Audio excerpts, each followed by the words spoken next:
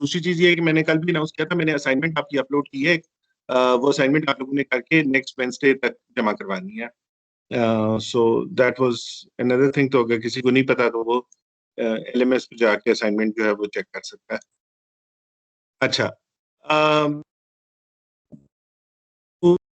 Going to start chapter number 3 which is arithmetic for computers।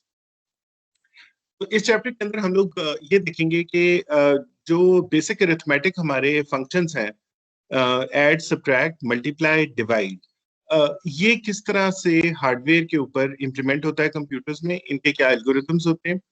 दूसरी बात ये देखेंगे कि हम लोग जो नेगेटिव नंबर्स हैं उनको किस तरह रिप्रेजेंट करते हैं, और टूज कॉम्प्लीमेंट का क्या रोल होता है कंप्यूटर्स के अंदर और नंबर्स को टूज कॉम्प्लीमेंट में क्यों लिखा जाता है।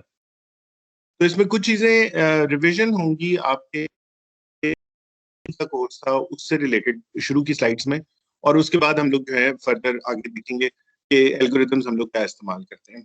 ठीक है जी। तो आज हम स्टार्ट करते हैं अरिथमेटिक फॉर कंप्यूटर्स। सब लोगों को आवाज आ रही है? Is everyone listening? ये आ रही है बेसिक हार्डवेयर? ठीक है। तो so it's just a review from your DLD, although hopefully आप लोग अभी तक भूले नहीं होंगे, लेकिन चले हम फिर भी देख लेते हैं। ये आपको पता है कि ये एक एंड गेट है, और ये वन तब होता है जब ए और बी दोनों वन होते हैं।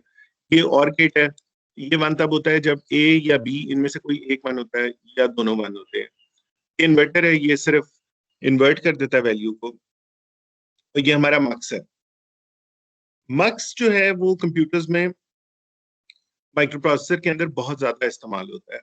तो मक्स को जरा देखना जरूरी है।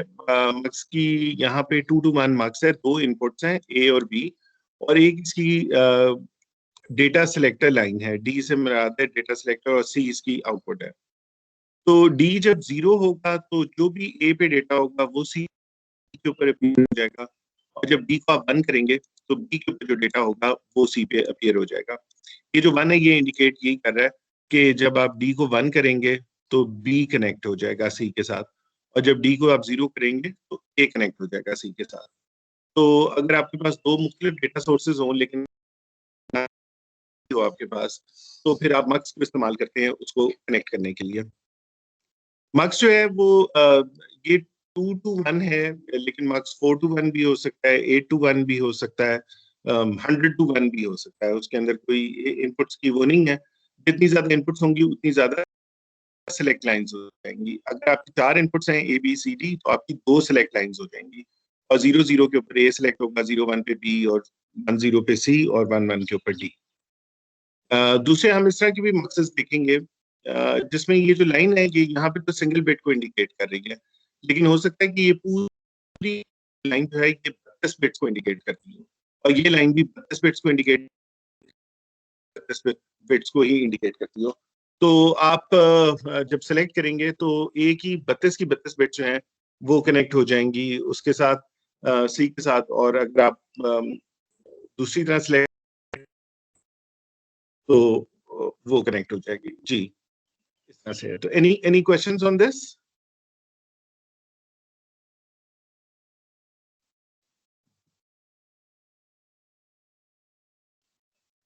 ओके। उसके बाद हमारे पास नैंड गेट है। आप लोगों ने देखा हुआ नैंड गेट एंड गेट का ऑपोजिट होता है, तो एंड जहाँ पे 1 होता है वहां पे नैंड 0 हो जाता है। नॉर गेट और गेट का ऑपोजिट होता है, तो जहाँ जहाँ और गेट 1 होता है वहां पे नॉर जो है वो 0। फिर हमने देखा एक एक्सक्लूसिव और गेट है। एक्सक्लूसिव और गेट इसका फंक्शन होता है एक्स वाई बार प्लस एक्स बार वाई। ये 1 तब होगा जब ये दोनों डिफरेंट होंगे, x1 और y0, या y0 और x1। उस केस में ये 1 देगा, लेकिन अगर ये दोनों सेम होंगे, x और y 0 होंगे तो भी 0 देगा, और x और y दोनों 1 होंगे तो भी ये 0 देगा। एक्सक्लूसिव नॉर जो है वो इसका ऑपोजिट है एक्सक्लूसिव और का, तो जहां जहां वो 1 देगा वहां वहां ये 0 देगा। तो ये 1 वहां पे देगा एक्सक्लूसिव नॉट जहां पे ये दोनों सेम होंगे। सो अगर दो नंबर्स को कंपेयर करना हो तो आप एक्सक्लूसिव नॉर गेट्स कर सकते हो, सेम होंगे, उसकी आउटपुट 1 हो जाएगी। अच्छा, आगे हम लोग जो कुछ यूजफुल कंपोनेंट्स इस्तेमाल करेंगे उनको भी हम थोड़ा सा रिवाइज कर लेते हैं। उसमें मक्स है, मक्स पे हमने बात कर ली। उसके बाद डिकोडर है, इनकोडर है और फ्लॉप्स है। ये सही चीजें पढ़ चुके हैं, लेकिन हम आज इसको थोड़ा सा क्विकली रिव्यू भी कर लेते हैं ताकि जिन स्टूडेंट्स को याद नहीं है वो याद रहे, ताकि बाद में जब वो सर्किट में देखने लगा हुआ तो उनको कंफ्यूजन ना हो कि क्या चीज है और क्या करता है। सो मक्स की जैसे हमने ये बात की कि मक्स जो है वो कोई, जैसा उसने बताया कि जी 4 गाड़ियां, 4 आपकी लेन्स है, आगे एक लेन है, तो मक्स जो है वो सिलेक्ट करता है कि इनमें से कोई एक गाड़ी जो है वो इस लेन के अंदर आ जाएगी। और वो सिलेक्ट किस तरह से करता है, उसकी अपनी सिलेक्ट लाइंस है, सिलेक्ट लाइन से वो इनमें से किसी एक को कनेक्ट करेगा। मक्स कभी भी दो चीजों को इकट्ठा कनेक्ट नहीं करेगा, 3 को नहीं करेगा, सिर्फ एक लाइन को, या जैसा गाड़ियां दिखाई हुई हैं, एक लेन को कनेक्ट करके आउटपुट पे देगा। ये जो फिगर आप देख रहे हैं, again this is a 4-to-1 मक्स। जैसा मैंने बताया था कि मक्स के अंदर कोई लिमिट नहीं है कि वो 2-to-1 ही होगा, 4-to-1 भी हो सकता है, 8-to-1 भी हो सकता है, कुछ भी हो सकता है। तो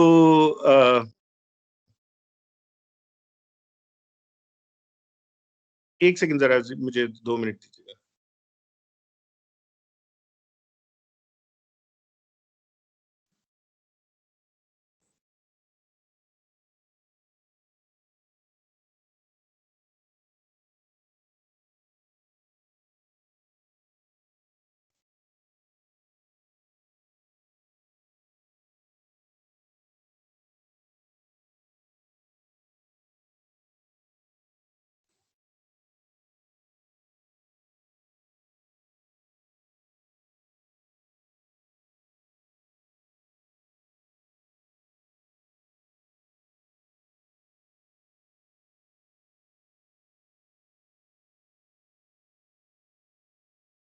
अच्छा, सॉरी, यहाँ पे आप देखें कि आपके पास दो सिलेक्ट लाइंस हैं। तो सिलेक्ट लाइंस पे जब आप 0-0 देंगे तो I0 पे जो भी डेटा होगा वो कनेक्ट होगा। इस तरह से 1-1 जब आप देंगे तो I3 के ऊपर आपका डेटा कनेक्ट हो जाएगा। तो जितनी आपकी लाइन ज्यादा होंगी, आपको सिलेक्ट लाइंस चाहिए होंगी। 4 इनपुट्स के लिए 2 सिलेक्ट लाइंस, 8 इनपुट्स के लिए 3 सिलेक्ट लाइंस, 16 इनपुट्स के लिए 4 सिलेक्ट लाइंस। ठीक है, तो ये इसका ट्रुथ टेबल भी आपको इंडिकेट कर रहा है। अच्छा, जो मक्स होता है उसका एक ऑपोजिट कंपोनेंट जो है वो है हमारा डीमल्टीप्लेक्सर। डीमल्टीप्लेक्सर उल्टा है कि इसकी एक इनपुट होगी और इसकी मल्टीपल आउटपुट्स हो सकती हैं, लेकिन एक और उसी तरह से दो सिलेक्ट लाइंस हैं, और ये सिलेक्ट लाइंस डिटरमिन करेंगी कि ये इनपुट इनमें से किस आउटपुट के साथ कनेक्ट होगी। Y3 से कनेक्ट होगी, Y2 से। और इसकी मिसाल उसने इस तरह से दी है कि आपके पास एक लेन है और आपके पास आगे 4 लेन्स हैं, तो मक्स ये डिसाइड करेगा कि ये गाड़ी इसमें से किस लेन के अंदर जाएगी। ठीक है, ये इसका सर्किट है Y3, ये जो आप नीचे देख रहे हैं गेट्स के साथ, तो ये डी मल्टीप्लेक्सर है और ये इसकी सिलेक्ट लाइंस है। और इसमें आप ये देखें कि वो ट्रुथ टेबल में आपको दिखा ही रहा है कि 0-0 के ऊपर आई सिलेक्टेड है, यानी Y0 के ऊपर आई आ जाएगा। ठीक है, और फिर 0-1 के ऊपर Y1 पे आई आएगा, और फिर Y2 पे और Y3। किसी का कोई क्वेश्चन हो तो पूछ सकते हैं। Anybody has any questions?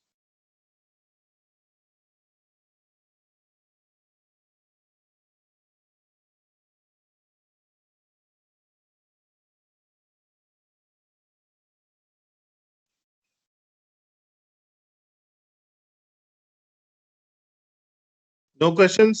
सबको क्लियर है? क्लियर है तो हाँ कहें।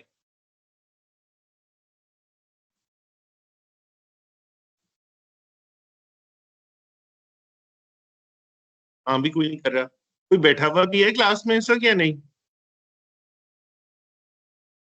यस सर, क्या हुआ? बैठे हुए हैं? तो ना आप हाँ कह रहे हैं, यस ना सर। ना कह रहे हैं, ना कुछ बोल रहे हैं। मुझे क्या पता लगे कोई है या नहीं है? था ना, तो वो हैंड रेज करते थे। अच्छा, हैंड रेज किया था। ओके, ठीक है जी। अच्छा, उसके बाद हम आगे आते हैं डिकोडर्स के ऊपर। तो कोई स्टूडेंट बता सकता है डिकोडर क्या होता है?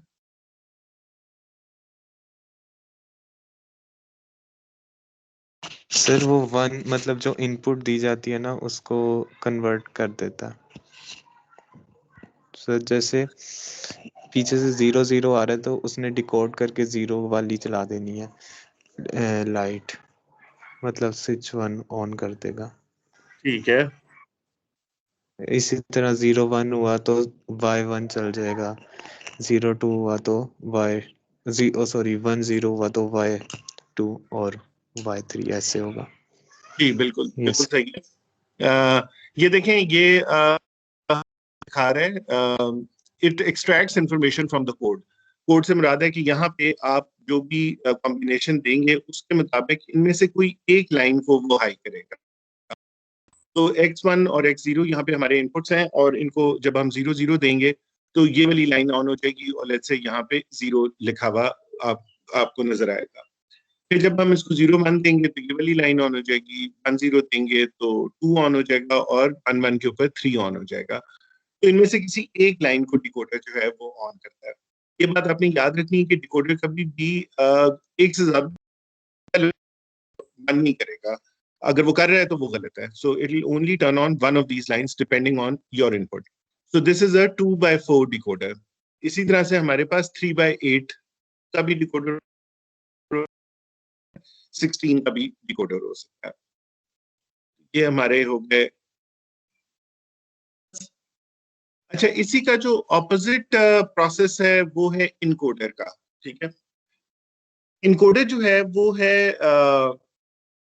वो क्या करेगा, वो जो आपके पास जो लाइन आप टाइप करेंगे उसका जो कोड बनता होगा उसको वो डिस्प्ले कर देगा। फॉर एग्जांपल, आप जब स्विच नंबर 1 को ऑन करेंगे, ठीक है, तो ये आपको दे देगा 0 1। स्विच नंबर 2 को आप ऑन करेंगे तो ये दे देगा 1 0, और स्विच नंबर 3 को जब ये दे देगा 1 1, और जब सारे स्विच ऑफ ये देगा 0 0। तो ये इनकोडर है। तो इनकोडर जो है वो ऑपोजिट है आपके डिकोडर का। ठीक।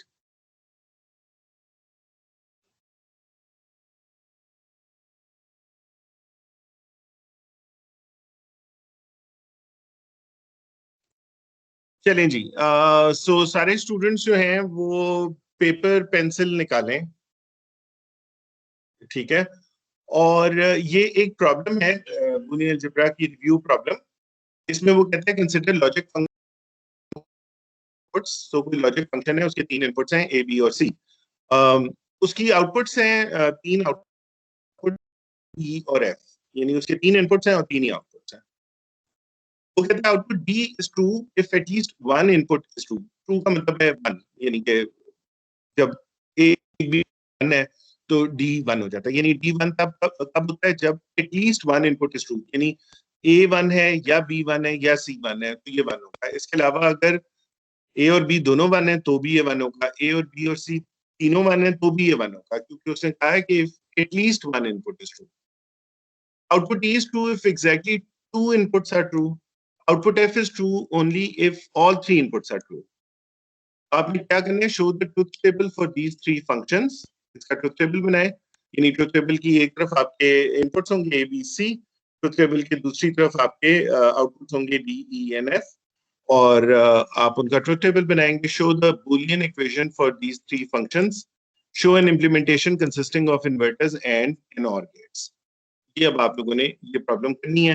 You have about 7 minutes to do this problem. फिर जो स्टूडेंट कर लेता है वो चैट विंडो के अंदर हमारे साथ शेयर कर सकता है क्लास के साथ।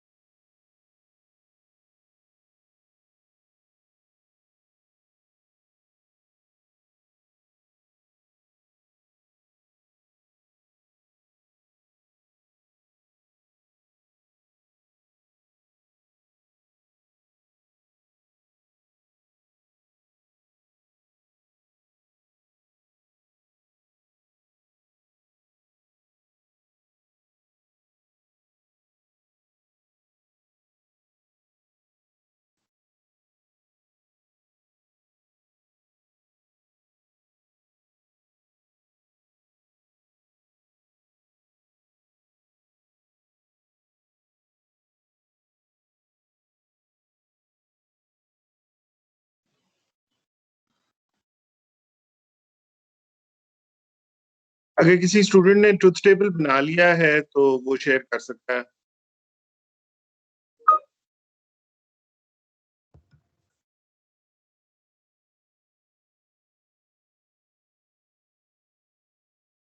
सर एग्जैक्टली टू इनपुट्स का क्या मतलब है कि सिर्फ दो कि दो जी हो सकती हैं? जी, यानी कि सिर्फ जिस वक्त दो होंगे ना वन, तो वो वन होगा।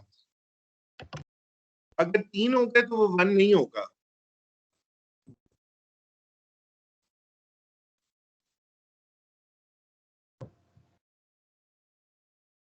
एक स्टूडेंट ने तो फाइनल चीज सर एक का नहीं पता।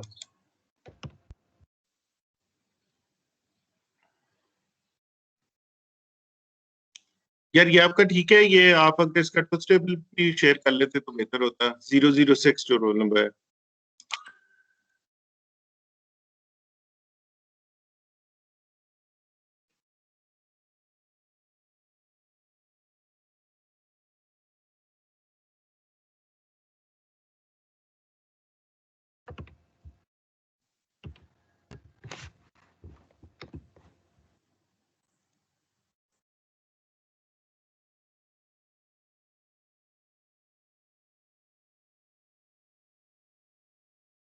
ठीक है, डी 0, फिर आपने इसका बनाया। ठीक है यार, जैसा मेरा भी यही है। हाँ ठीक है, गुड, वेरी गुड। बस अब आपने ये बना लिया तो उसके बाद आप इसको के मैप से जो है वो सिंप्लीफाई कर सकते हैं। सिंप्लीफाई करने के बाद आप इसका सर्किट बना सकते हैं। तो ये एक सॉर्ट ऑफ हमारी छोटी सी रिवीजन थी, क्योंकि हमने कहा कि चलो भूल जाती हैं चीजें, लेकिन चलें कुछ लोगों को याद है। जिन स्टूडेंट्स को नहीं, तो थोड़ा सा देख लें कि कैसा सोल्यूशन हुआ है, ताकि उनको भी याद आ जाए, क्योंकि आगे हम थोड़ा सा हार्डवेयर पे कंसंट्रेट करेंगे तो बेहतर है कि सारे लोगों को आता हो। ओके, तो अगर सबने कर लिया तो हम आगे चलें फिर।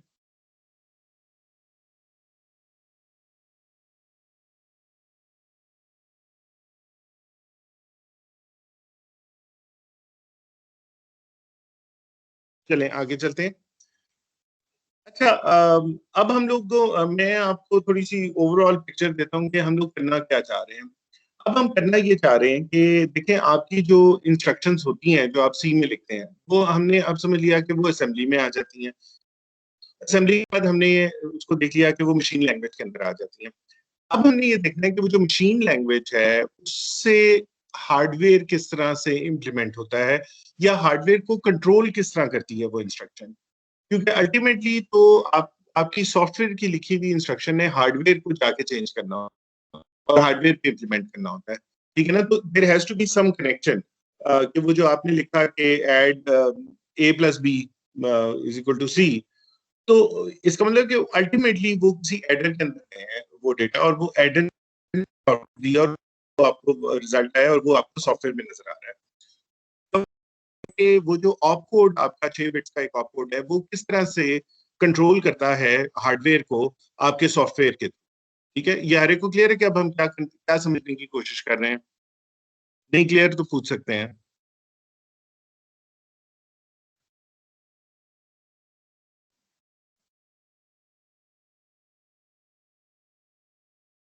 ओके, सो सो स्लाइड क्या कह रहे हैं, सर रिपीट करना। रिपीट कर दें। मैं ये कह रहा हूँ कि अब हम ये समझने की कोशिश कर रहे हैं कि आप सॉफ्टवेयर लिखते हैं वो अल्टीमेटली हार्डवेयर को जाके कंट्रोल किस तरह करता है, क्योंकि आपकी हर इंस्ट्रक्शन अल्टीमेटली हार्डवेयर पे इम्प्लीमेंट होती है ना, और हार्डवेयर उसके ऊपर जो भी कंप्यूटेशन करता है और फिर उसके बाद वापस सॉफ्टवेयर में जवाब देता है। तो what we are trying to understand is कि वो हार्डवेयर कंट्रोल किस तरह होता है। तो अभी तक हम इस हमने हाई लेवल लैंग्वेज से हम उसको लोअर लेवल लैंग्वेज असेंबली में लेके आ गए। असेंबली से हमने उस बाइनरी कोड में कन्वर्ट कर दिया। अब बाइनरी कोड में आने के बाद हर इंस्ट्रक्शन का एक ऑप कोड है। ऑप कोड पता है हार्डवेयर को कि तुमने क्या करना है। तो अब हम ये देख रहे हैं कि वो ऑप कोड किस तरह कंट्रोल होता है, हार्डवेयर किस तरह का बना हुआ होता है कि वो जाके उस हार्डवेयर को बता सकता है कि तुमने करना क्या है। समझ रहे हैं बात।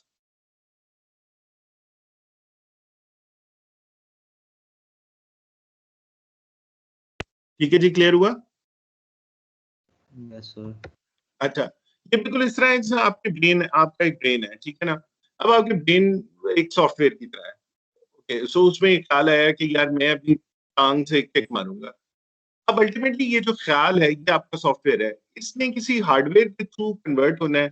ब्रेन में कोई इलेक्ट्रिकल सिग्नल, वो इलेक्ट्रिकल सिग्नल्स आपकी नर्व्स के थ्रू ट्रेवल करने हैं, आपकी टांग के मसल्स तक जाने हैं, और फिर वो मसल्स को वो इलेक्ट्रिकल सिग्नल जब मिलेंगे तो वो मसल कॉन्ट्रैक्ट करेंगे और आप एक किक मारेंगे।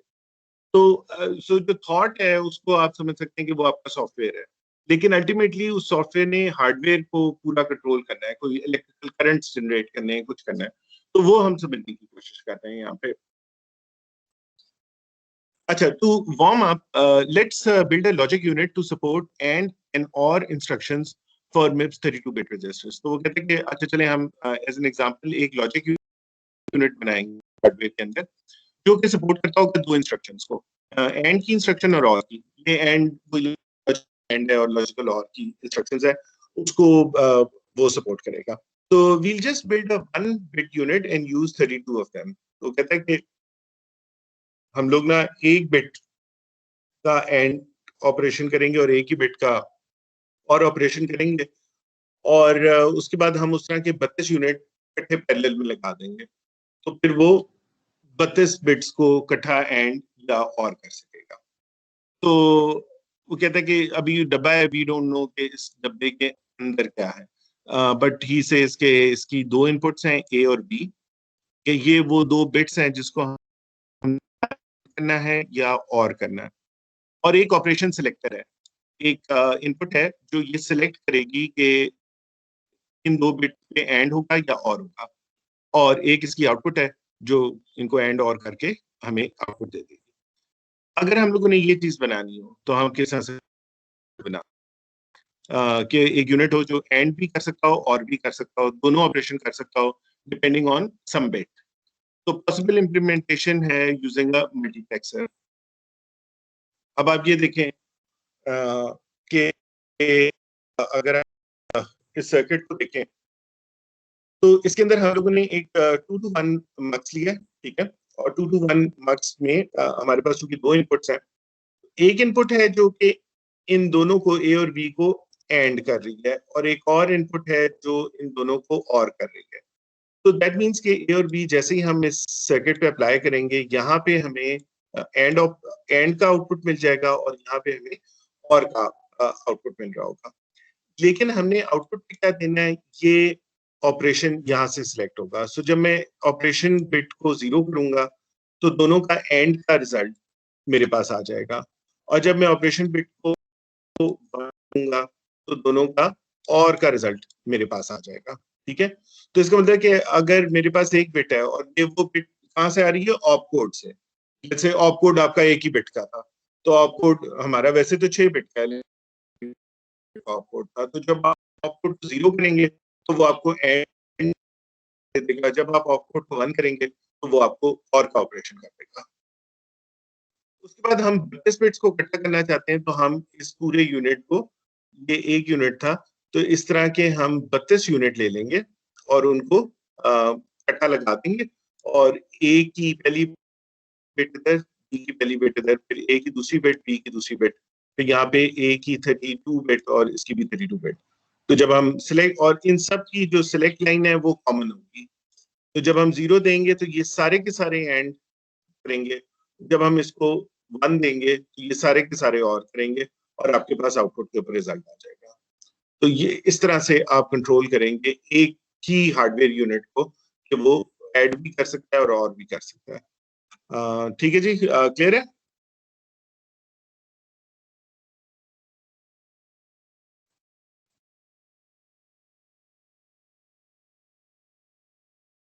Yes sir. ठीक है।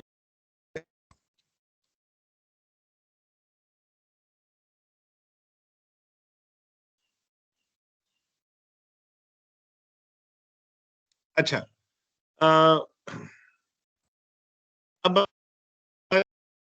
हम कह रहे हैं कि यार हम अपना एक पूरा एक ALU बनाना चाहते हैं। ठीक है, ALU क्या होता है, अरिथमेटिक लॉजिक यूनिट।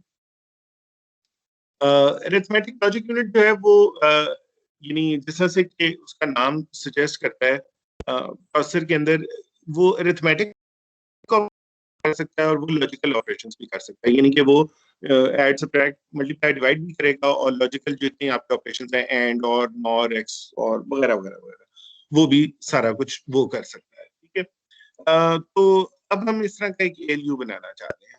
तो सबसे पहले हम ये देखते हैं कि हम उस एएलयू में एडिशन डालना चाह रहे हैं कि सबसे पहले तो वो दो बिट्स जो हैं उनको ऐड कर सके, यानी वो इस तरह का होगा कि उसकी दो इनपुट्स होंगी ए और बी और it will have a carry in जो कि प्रीवियस किसी बिट का प्रीवियसली, और ए और बी को ऐड करके वो आपको सम दे देगा आउटपुट के ऊपर और एक कैरी आउट दे देगा। अगर वो दोनों वन वन होगा तो ये 0 1 हो जाएगा। तो जो एडर होता है उसकी यहाँ सीखी थी डीएलडी के अंदर, कैरी आउट की ये होती है और सम वो एक एक्सक्लूसिव और गेट होता है। सम जो होता है वो ए एक्सक्लूसिव और विद बी एक्सक्लूसिव और विद सी इन, ये सम के लिए होता है और ये कैरी के लिए आपके पास ये इक्वेशन हो जाती है।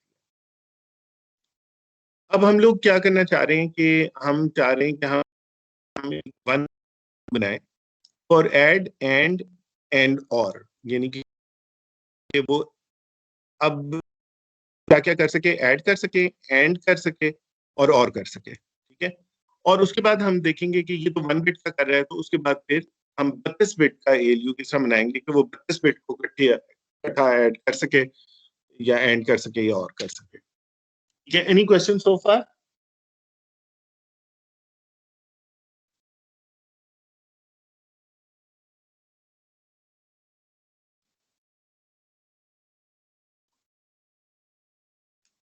अच्छा, सो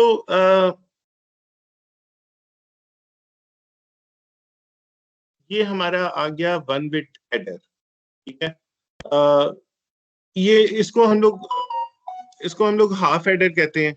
हाफ एडर का मतलब है कि इसमें कोई कैरी, मतलब ये बस 2 बिट्स को सम करता है, कैरी आउट होता है लेकिन इसका कोई कैरी इन इसके अंदर किसी किस्म का नहीं होता। जो हमारा फुल एडर होता है, वो फुल एडर जो होता है उसमें क्या होता है कि उसमें ए और बी बिट्स भी आती हैं और साथ कैरी इन भी आता है और फिर उसमें कैरी आउट और सम भी होता है। तो full adder from 2 half adders and an or gate circuit है। I am sure all of you remember, ये डीएलडी के अंदर भी हम लोगों ने पढ़ा था। तो ये आपका हो गया फुल एडर अभी तक। तो अभी हमने क्या किया है कि हमने ये सर्किट लिया है और हमने एक फुल एडर बना लिया उससे। ठीक है, उसके बाद स्लाइड ये वाला इम्प्लीमेंटेशन विद मल्टीप्लेक्सर वाली शो हो रही है। अच्छा, एक जी second, sir. 1 bit adder show हो रहा है, अब शो हो रहा है 1 bit adder?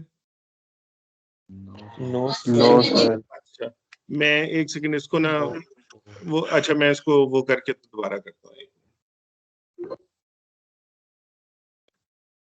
just give me 1 second.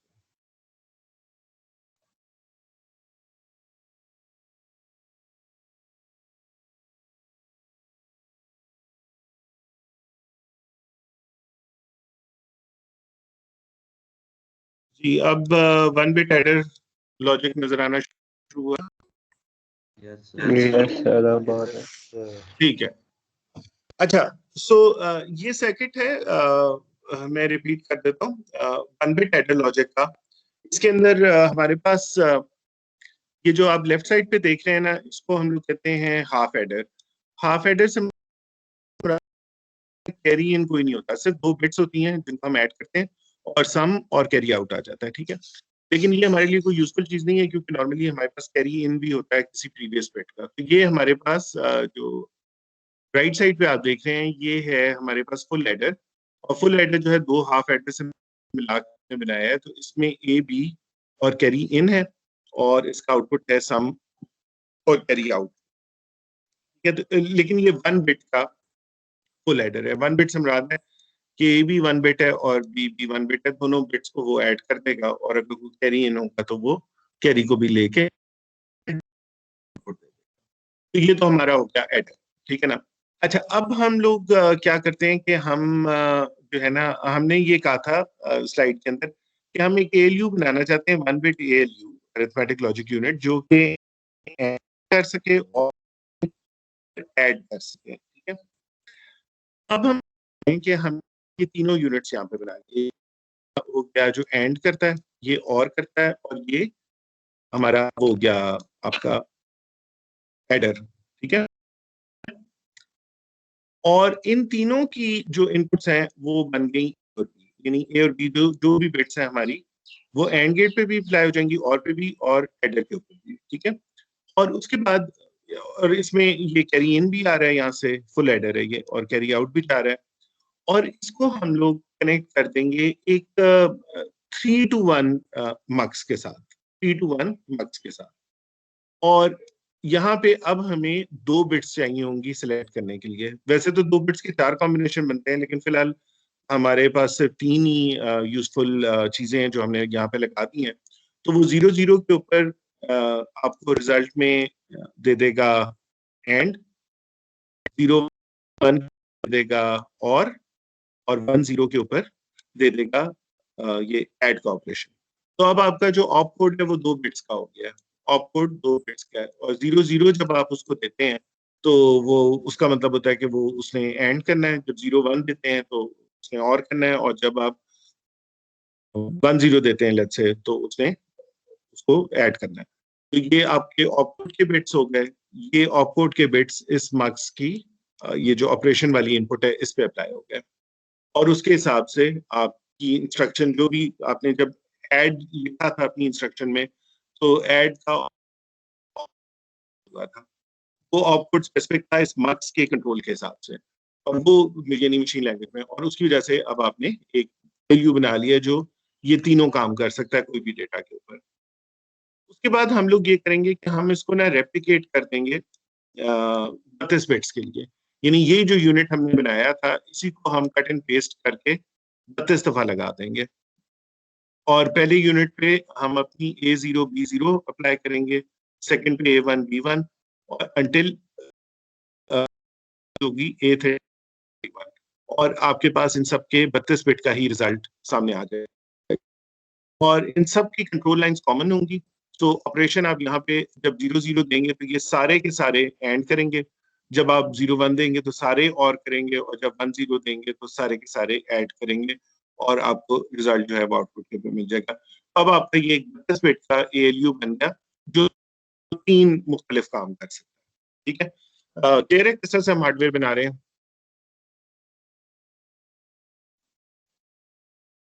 अगर किसी को कोई क्वेश्चन हो तो पूछ सकते हैं। क्लियर है तो यस बोल दें। तो ये 0-0 और 0-1 वगैरह ये ए बी की वैल्यूज हैं? नहीं, 0-0 जो है ना, इसके सिलेक्टर इनपुट्स हैं, इसके 2 इनपुट्स होंगे। मक्स है ना, यहाँ पे आप जब 0-0 यहाँ पे देंगे ना, तो फिर वो ये वाली इनपुट सिलेक्ट करेगा। ये वाली इनपुट जो है ये क्या है, ये ऐड है। जब आप ऊपर 0-1 देंगे तो वो ये इनपुट सिलेक्ट कर लेगा, और जब 1-0 देंगे तो ये इनपुट सिलेक्ट कर लेगा। ठीक है, क्लियर हुआ? Yes sir. और ये जो 2 बिट्स है ना ऑपरेशन की 0-0, ये आपकी जो हमने देखा था ना 32 बिट का पूरी इंस्ट्रक्शन थी, उसमें हमने कहा था 6 बिट का हमारा ऑप कोड होता है, और फिर हमने कहा था कि ऑप कोड बताता है कंप्यूटर को कि करना क्या है। तो ये वो बिट्स हैं जो आके मक्स की सिलेक्ट लाइंस को सिलेक्ट करते हैं।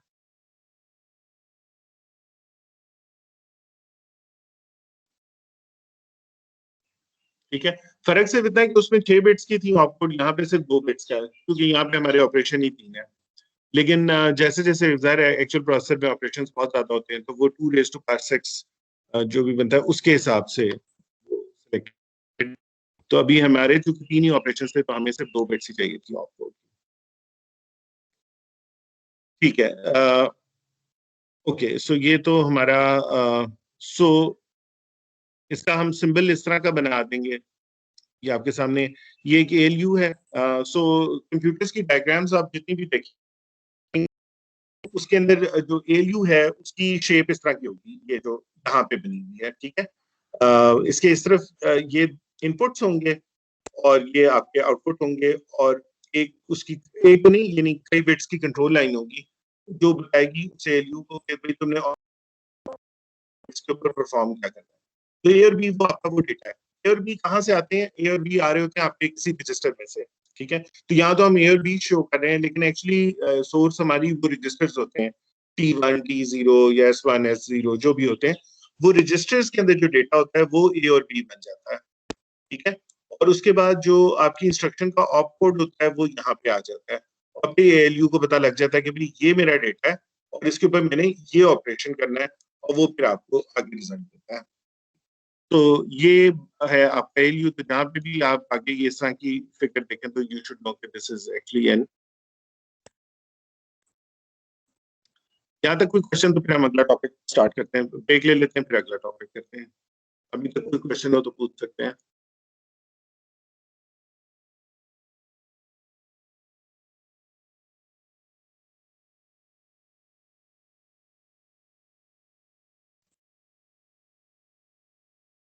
चलें, अगर कोई क्वेश्चन नहीं है तो लेट्स टेक 10 मिनट ब्रेक। दूसरी बात मैंने अनाउंस ये करनी थी कि मेकअप क्लास आपकी कल होगी किस वक्त? 1:30 से है ना, 1:30 से ऑनवर्ड्स, 1:30 से 2:30 तक कल। सारे स्टूडेंट्स को पता है ना ये बात? फ्राइडे यार वो बाद में सीआर ने मुझे कहा था कि फ्राइडे की जगह आप कल ले लें। ठीक है सर। तो कल 1:30 के ऊपर आप लोग ऑनलाइन आ जाना, तो 1:30 पे हम क्लास स्टार्ट कर लेंगे। तो लेट्स टेक 10 मिनट ब्रेक, आप लोग फ्रेश हो जाएं, फिर हम उसके बाद दोबारा स्टार्ट करते हैं।